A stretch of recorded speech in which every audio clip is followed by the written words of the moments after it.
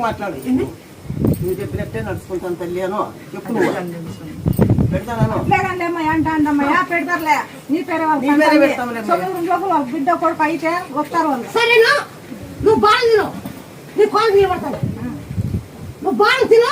తింటానేమ్మా తింటాడు ఇస్తావు ఆడ పోయి చేసేది అప్పుడు పోయేటప్పుడు ఇచ్చిన తిమ్మనే చేసే పని అప్పుడు చేసిన పోయేది అప్పుడు పోయేది అప్పుడు